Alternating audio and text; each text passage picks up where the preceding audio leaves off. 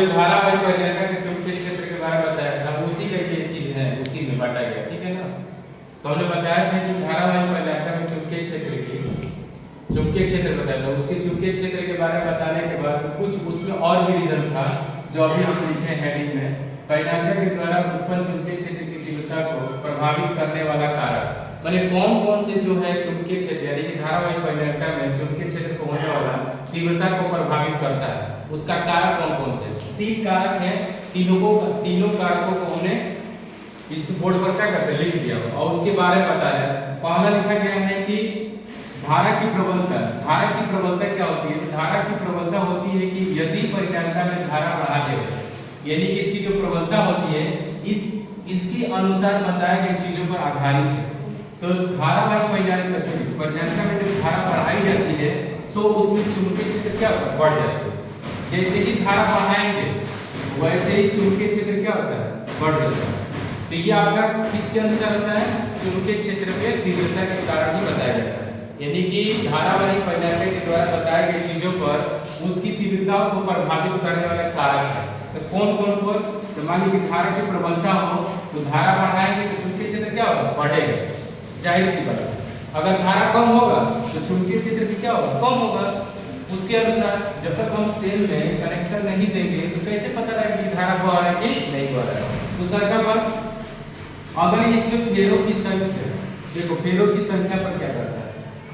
यदि परिणालिका में प्रति एकांक लंबाई फेरों की संख्या बढ़ाने से चुंबकीय क्षेत्र भी क्या होता है? बढ़ जाता है। अगर एकांक, ध्यान सुनना, एकांक लंबाई में यानी कि परिणालिका में एकांक लंबाई में जब फेरों की संख्या बढ़ा दी जाती है तो चुंबकीय क्षेत्र भी क्या होता है? बढ़ेगा।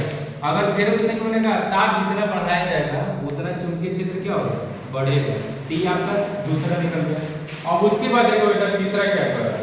अब कह रहा है कि क्रोड के पदार्थ। क्रोड का मतलब क्या है? अगर किसी लोहे को गर्म किया जाता है उसी का अंसर होता है। परिणालिका के भीतर यदि गर्म लोहा डाल क्या कहते हैं ढक रख दी जाए, लोहे की ढक रख दी जाए तो परिणालिका में चुंबकीय क्षेत्र की तीव्रता क्या होता है? बढ़ जाती है। अगर उस परिणालिका में गर्म लोहे को ढक दिया जाए तो उस परिणालिका में चुंबकीय क्षेत्र क्या होता है? उत्पन्न हो जाता है। यही चुंबकीय क्षेत्र की तीव्रता को प्रभावित करने वाला कारक है। कौन कौन से? धारा की प्रबलता, फेरों की संख्या और क्रोड के पदार्थ पर। तो ध्यान सुनना बेटा, प्रबलता, धारा की प्रबलता क्या था? फिर से दोहरा, धारा की प्रबलता होता है कि अगर धारा की प्रबलता यदि परिणालिका में धारा को बढ़ा दिया जाए तो चुंबकीय क्षेत्र भी क्या होता है? बढ़ जाता है। उसके बाद फेरों की संख्या, अगर परिणालिका में फेरों की संख्या बढ़ा दिया जाए उसका चुंबकीय क्षेत्र भी क्या होता है? बढ़ जाता है। तीसरा, क्रोड के पदार्थ पर यानी कि परिणालिका में किसी लोहे को गर्म करके ढक दिया जाए तो उस परिणालिका में क्या कहते हैं? तीव्रता बढ़ जाती है। उसमें क्या होता है? परिणालिका में तीव्रता क्या होती है? बढ़ जाती है। कब? जब लोहे गर्म के क्रोड को भीतर रख दिया या ढक दिया जाए उस परिणालिका में विद्युत यानी कि उस परिणालिका में चुंबकीय क्षेत्र क्या होता है? बढ़ जाती है। यही आपका प्रभावित करने वाला कारक है। किसके द्वारा बताया गया है? धारावाही परिणालिका के चुंबकीय क्षेत्र के अनुसार। चुंबकीय क्षेत्र पर चुंबकीय धारावाही चुंबकीय क्षेत्र माने धारावाही परिणालिका में चुंबकीय क्षेत्र पर होने वाला प्रभावित करने वाला 3 चीजें हैं। कौन कौन से?